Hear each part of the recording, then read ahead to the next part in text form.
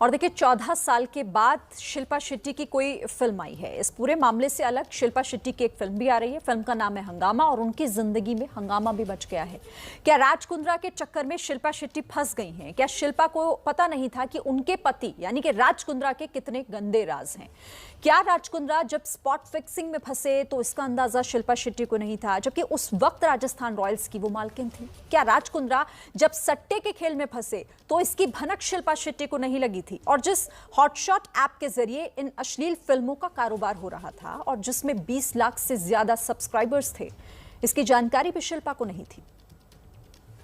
कभी अश्लील वीडियो, कभी गैर कानूनी कमाई और फिर उस कमाई से सट्टेबाजी,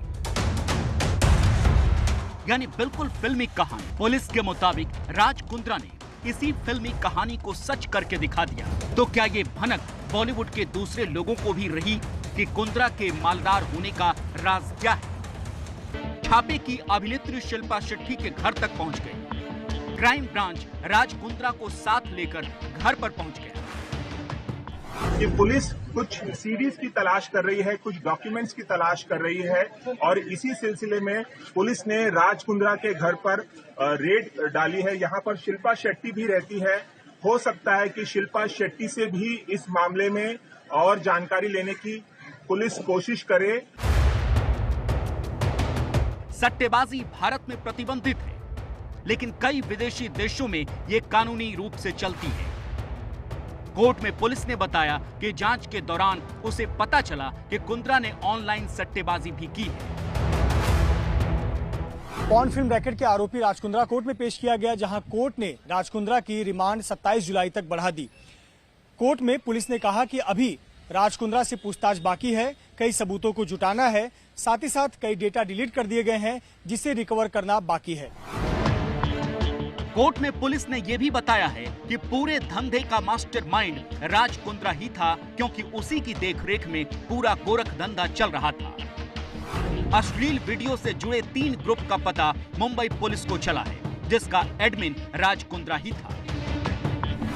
पहला ग्रुप था एक अकाउंट्स, जिसमें कमाई का हिसाब लिया जाता था। दूसरा व्हाट्सएप ग्रुप था एचएस ऑपरेशन, जिसमें अश्लील फिल्मों की शूटिंग और उसे भेजने की जानकारी ली जाती थी। तीसरा ग्रुप था एचएस टेक डाउन, जिसमें कॉपीराइट और पायरेसी की मॉनिटरिंग का काम होता था। फरवरी 2021 में इस बंगले पर छापे के साथ ही अश्लील वीडियो कांड की परतें खुलनी शुरू हुई थी। आरोप लगा मॉडल्स को फिल्म और वेब सीरीज में काम देने के बहाने बंगले पर बुलाया जाता था और ऑडिशन के नाम पर न्यूड फिल्में शूट करने को कहा जाता था। सूत्रों के मुताबिक डर्टी पिक्चर से रोज 6 से 8 लाख रुपए कमाता था। ये पूरा पैसा घूम फिरकर राज कुंद्रा के अकाउंट में पहुंचता था। इसी इजी मनी को कुंद्रा सट्टेबाजी में लगाकर कमाई को बढ़ाना चाहता था। अब चुनौती है इन गंभीर आरोपों को अदालत में साबित करने की। मुंबई से रवि जैन के साथ सूरज ओझा और मृत्युंजय कुमार सिंह की रिपोर्ट।